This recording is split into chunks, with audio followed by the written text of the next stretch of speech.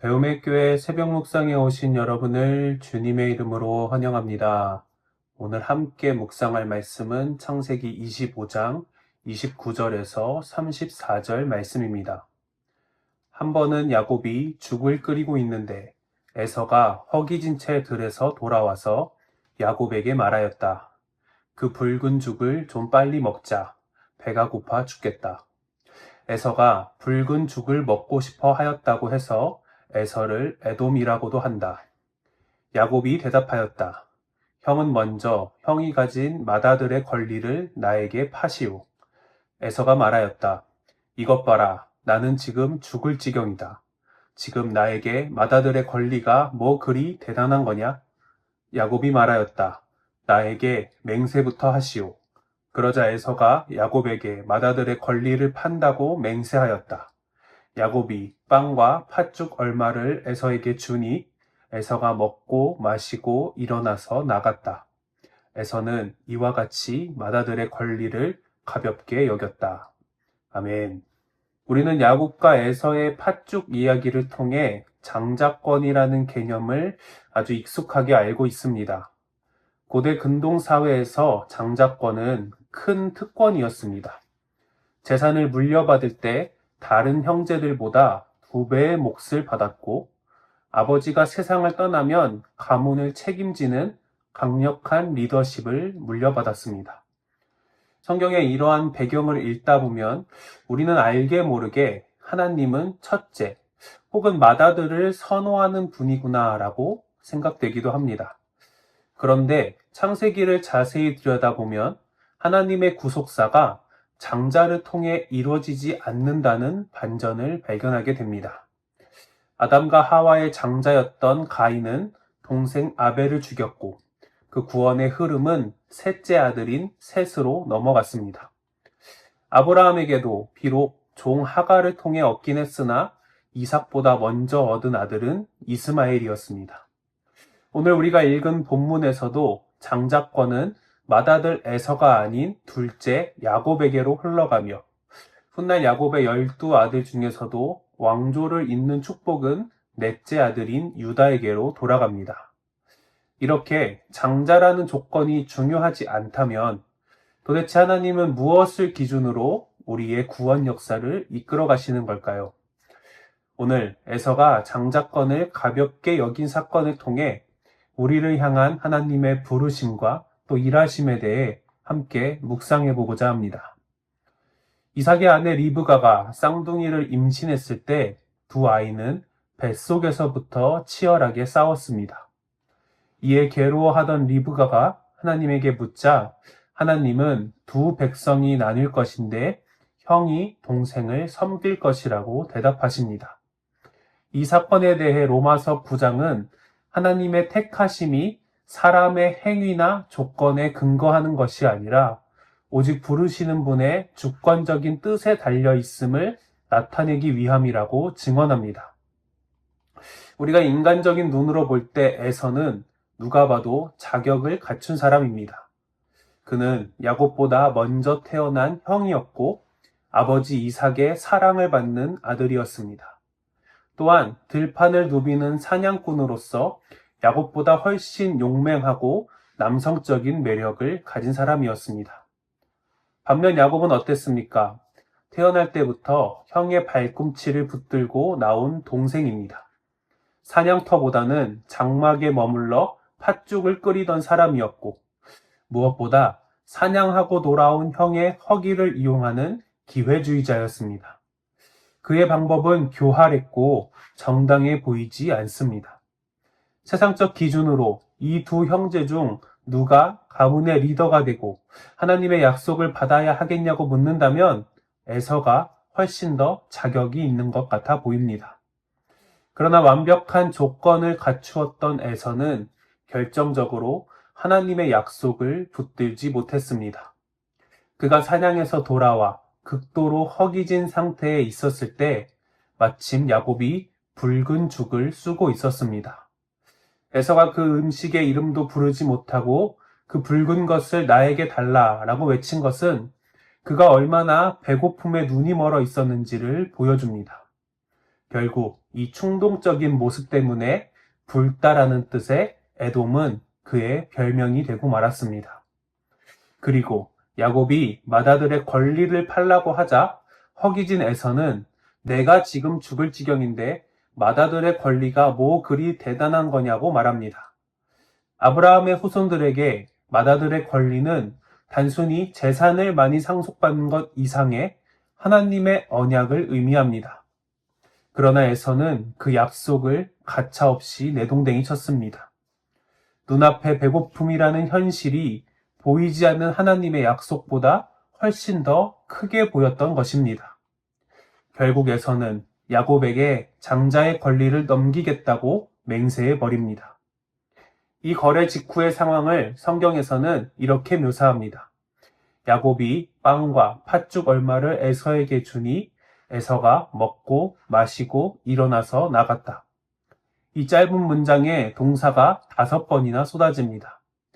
구약에서 이렇게 동사를 나열하는 것은 그 행동이 얼마나 빠르게 이루어졌는지를 보여주는 기법입니다. 에서에게는 한치의 망설임도 또 죄책감도 없었습니다. 먹고 마시고 일어나서 나갔습니다. 그의 이러한 행동에 대해 성경은 에서는 이와 같이 맏아들의 권리를 가볍게 여겼다라고 말합니다. 믿음이란 당장 내 눈앞에 놓인 붉은 음식이 아니라 보이지 않는 하나님의 약속을 붙드는 것입니다. 보다 정확히 말하자면 그 약속을 신실하게 이루어 가시는 하나님을 바라보는 것입니다. 모든 조건을 완벽히 갖춘 것 같았던 에서는 하나님의 약속을 가볍게 여겼고 결국 그 약속은 야곱을 통해 이어지게 됐습니다. 하나님이 보시는 자격은 세상의 기준과 다릅니다. 내가 맏아들인지 아닌지, 또 세상적인 능력이 있는지 없는지, 혹은 배경이 얼마나 화려한지는 하나님 앞에서 아무런 조건이 되지 못합니다. 하나님의 관심사는 하나님의 약속을 믿고 따르는가에 있습니다. 그러므로 우리는 하나님의 약속 앞에서 나의 조건을 따질 필요가 없습니다. 내세울 조건이 없다고 좌절할 필요도 없고 남보다 나은 조건이 있다고 교만할 수도 없습니다. 하나님은 자격 있는 사람을 쓰시는 분이 아니라 하나님의 주권으로 선택하신 자를 통해 오직 은혜로만 약속을 이루어가는 분이시기 때문입니다. 오늘도 이 아침 우리가 다시 한번 영적인 눈을 떠서 눈앞에 욕심이 아니라 변함없는 하나님의 약속을 바라보기 원합니다. 조건 없는 주권적인 은혜로 우리를 먼저 부르신 그 하나님의 손을 굳게 붙잡고 세상의 허기짐 속에서도 영원한 가치를 선택하며 살아가시는 모든 성도님들이 되시기를 소망합니다. 말씀을 기억하며 함께 기도하겠습니다. 사랑의 하나님 아버지, 오늘도 이 아침 생명의 말씀을 허락해 주심에 감사합니다. 주님, 세상은 끊임없이 자격과 조건을 묻지만 하나님은 조건 없는 은혜로 우리를 택하시고 구원해 주셨음을 이 시간 다시 한번 고백합니다.